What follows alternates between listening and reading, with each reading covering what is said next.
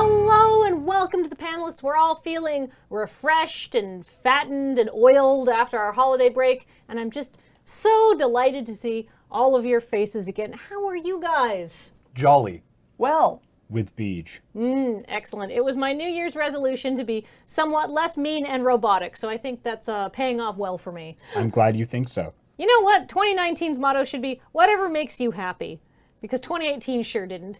And we have a mercifully new year, and we have some mercifully new teams. Joining me this week is Team Ugly Bags of Mostly Charisma. Beach. Jacob. You two seem very friendly for the new year. And the team that is going to win, no matter what Kathleen says the score is what your name is, I am told. She's new. I'd say it's aspirational. It's a strong choice. And possibly a hostile choice, so we'll see how that plays to the judges. It won't. But in further good news! You all have a new and famous friend. You can call them and hang out with them and invite them to parties to impress your other unfamous friends. Unfortunately, your famous friend also has some famous enemies. So given this arrangement, would you rather be friends with your friendly neighborhood Spider-Man, whichever universe appeals the most to you, I don't really care, or Lindsay Lohan? Team Hubris. Do any of Spider-Man's enemies pull out your hair? No, but I think it's a question of a social death or death.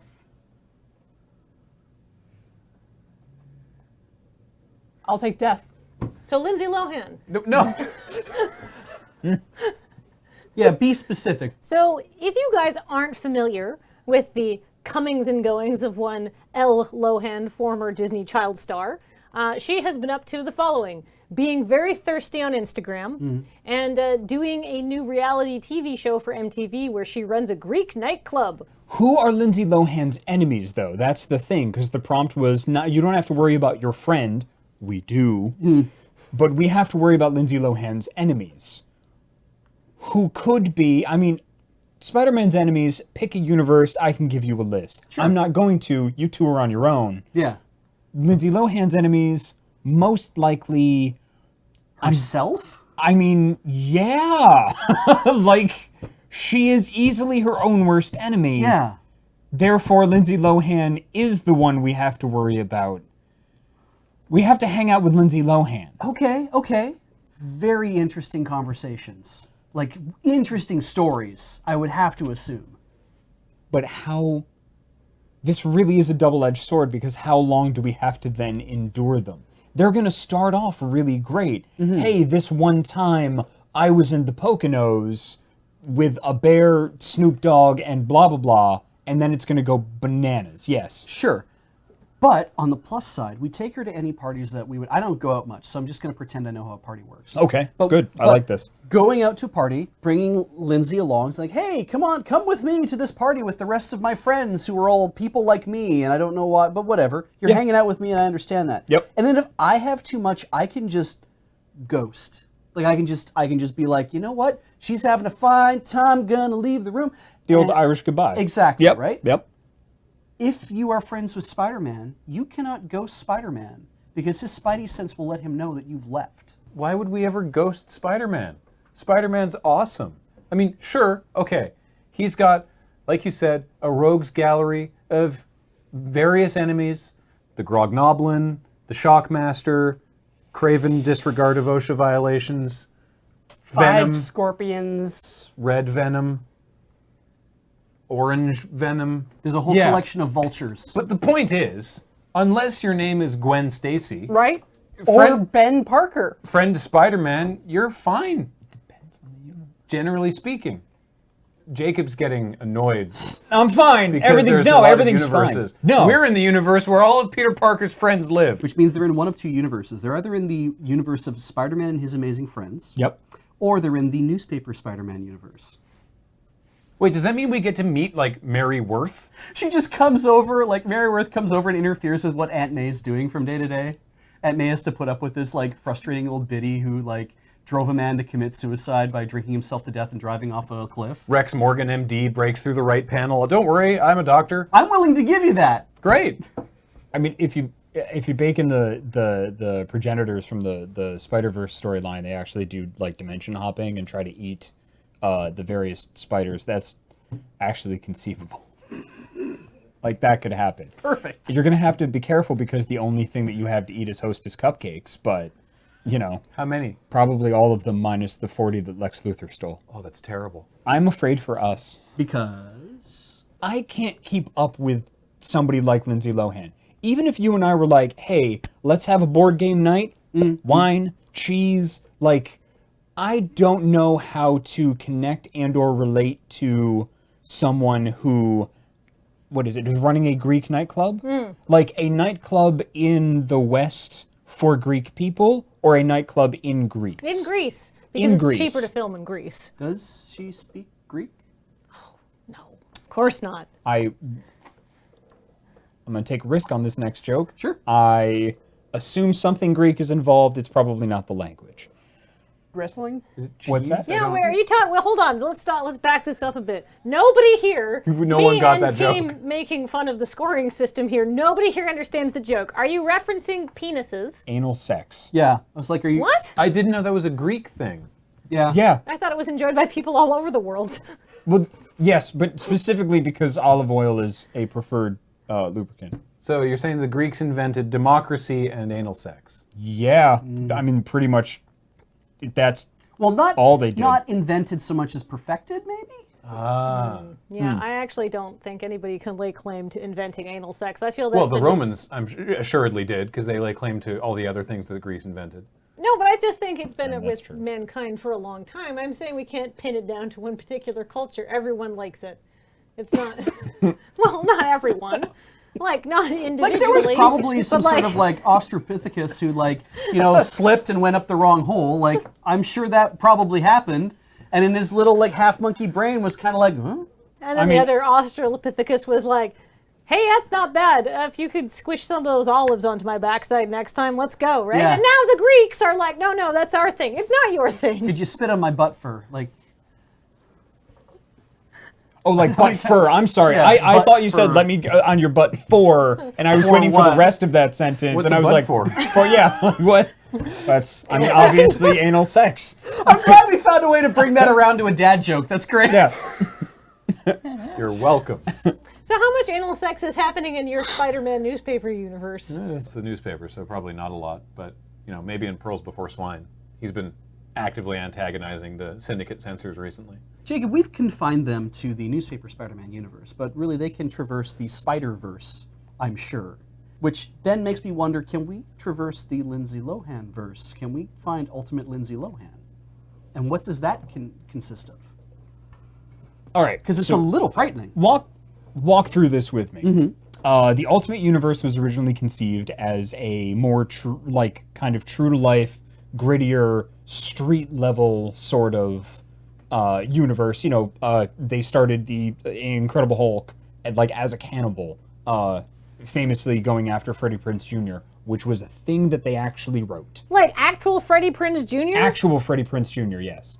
And that's why they cast Samuel L. Jackson in the Avengers movie, because they used him as a reference as Nick Fury in the Ultimates universe originally. So if Freddie Prinze Jr., actual Freddie Prinze Jr., Yes. has been devoured by the Incredible Hulk, I can't remember specifically if the Hulk got away with it, but he definitely went after them and screamed while jumping up the side of a building, "Hulk, eat Freddie Prinze Jr." is there I really got to push through this. Is there a Lohan number for Freddie Prinze Jr.? Like, can we bacon number this stuff? Were they in a show together or a movie or something that can be like, because then we could think of, well, what's it like there?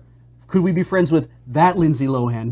Does she have to come to our universe or can we go to hers? Well, here I wouldn't want to go to the Ultimate Universe because regular people like you and I die in vast swaths. Yeah, you get eaten by the Hulk. If this is a parallel to the Spider-Verse, then do you posit that there are Lindsay Lohans much like there are multiple Spider-Mans? Like, there could be the amazing Lindsay Lohan. What if there is a Lindsay Lohan that is made up of very many tiny Lindsays? Say, Lindsay's Lohan. There could be a Lindsay Lohan. That's the Lindsay Lohan you want to be friends with? We want to be friends with Lindsay Lohan. Oh, isn't that just Miss Piggy? Yeah. Yeah, that's- Great. I'm fine with Okay, good. Awesome. All right, so you're going to go to the Muppet universe. Hell yeah! All right, well, you're owned by Disney, and you're owned by Disney, so congratulations, everyone's owned by Disney. It's a crossover. Hooray! So I'm awarding nobody any points because all the intellectual property that you ended up with, we can't make any money from. So 0 all around. Oh. It's not easy being green. I mean, it's not that hard. 3 of you are today. And further good news. Good news! Due to some shenanigans in the higher dimensions, you've been accidentally given the ability to make famous books into the 100% real truth. You figure you have one shot before the causality police come and take your powers away, so do you wield the one true ring, granting you the ability to rule all humanity through the absolute power of darkness, or take up whaling. There's lots of fresh air, honest work, challenging coworkers, and the promise that you will certainly hunt and slaughter Moby Dick, who's 100% now just a normal animal that you will feel bad about killing because whales are endangered, you monster. Team Charisma Bags. It's 2018 was a really rough year, and I'd like to start things off fresh. I'm going darkness. I'm tired. I'm so tired, and I would like to rule over humanity and like order takeout. It would make things so much easier. It really would. Just And for a brief flicker of time to just kind of be like, I'll rule with ultimate efficiency, and then probably get hoisted by some sort of dark army or something. But at least fine, that's fine. we took care of at least something. Yeah, like we can die with a sense of accomplishment Yeah, and just like I can implement a universal basic income. That's all I want. You know what I hate? Walking. You know what there's a lot of in Lord of the Rings? Oh, so much walking. What about Moby Dick? You just sit on a boat. Yeah, Things just happen around you. yeah. And then, when your captain inevitably fires his heart like a cannon upon the great white whale, we probably get most of a boat. I mean, if you actually do end up killing the whale, you'll probably be really, really sad and end up blubbering a lot. Is it set during the same time period too? Like, is it like, if you're gonna make this literal truth, are you on like a turn of the century like wooden whaler, like that kind of thing, or are you like at sea in like a few speedboats with like, you know, with like a big like destroyer behind you? I like the speedboats, just like those pencil boats. Yeah, just like cigarette boats. Just If we do it today, Right? we could make a Discovery series about it. The Illegalist Catch. That sounds fantastic. You know what else sounds fantastic? Ruling a giant army and getting them to do a whole bunch of stuff for us. yeah. Yeah. I have a question. Traditionally, in the Tolkien canon, the Tolkien verse, if you will, Tolkien. yes, anyone who has had the ring has, at one time or another, you know, casually, socially, on weekends, been killed for the ring. Is that a problem for you, or? Smeagol had the ring for a very long time. Yes. He lived a very long time with that ring. Yeah, and totally fine, too. Yeah, but great. he didn't die right away because of it. He didn't die right away. Yeah, he died eventually Yes. due to his own greed. We all Because saw of it. Yeah, we all read that part or saw it in the movie or listened to the radio play or whatever. But he did live for a very long time, and I'm completely comfortable living for a very long time with ultimate power.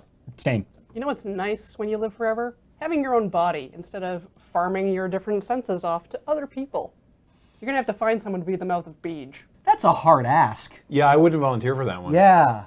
Like, I consider you a very good friend, and I wouldn't be the mouth of Beach. Thank you. Would you still consider him a good friend, though, when he was, like, commanding all the armies of Mordor and being like, hey, enact this universal basic income or I'll send these orcs after you? Well, if he has power over all men, I wouldn't have much of a choice, would I? So you're the mouth of Beej. I mean, I guess, in their timeline. Corey, what sense do you want to be? Can I be Beej's sixth sense, like his body awareness? Oh, like the spider sense that tells you there's a bunch of, like, short heroes coming to cast your ring into the fires of Mount Doom.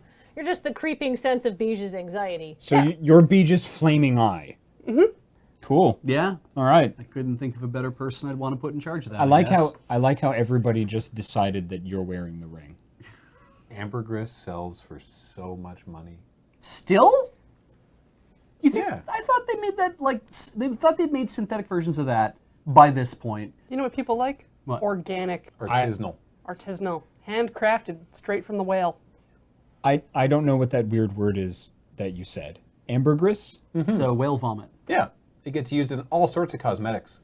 Gross. Yeah, super gross. And also, if we have to deal with the 100% truth, then you guys, I'm assuming, are Ishmael. Could be Queequeg. But then there's the pressure of having to come up with like a real badass monologue just on the spot while a whale is coming at you. I assume Ishmael wrote most of that down later. Or maybe there's like, I mean, if you're at sea for that long, you're planning out what it is you want to say and rehearsing it over and over to yourself till it's the only words that you remember. Yeah, what else are you going to do with no Wi-Fi access?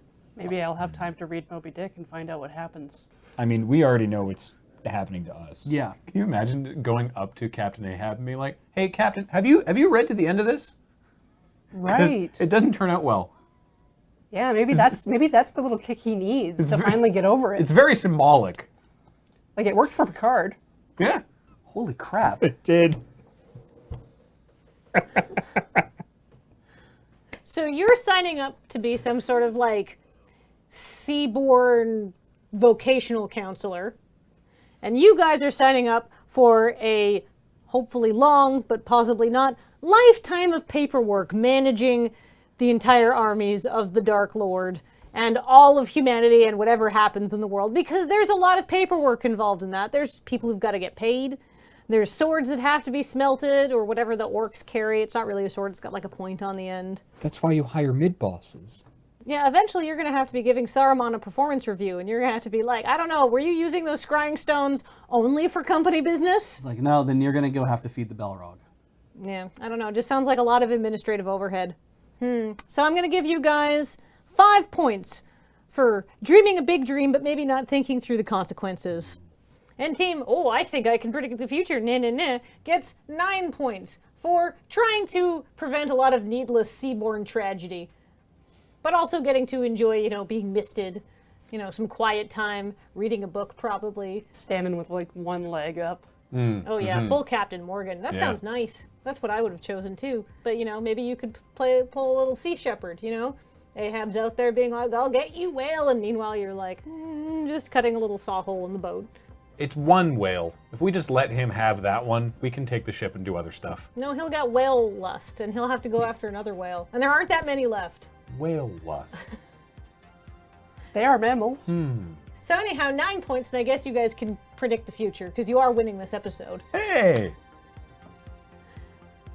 Enjoy your paperwork, I guess. It was a pleasure just to be invited. Yeah. Sure.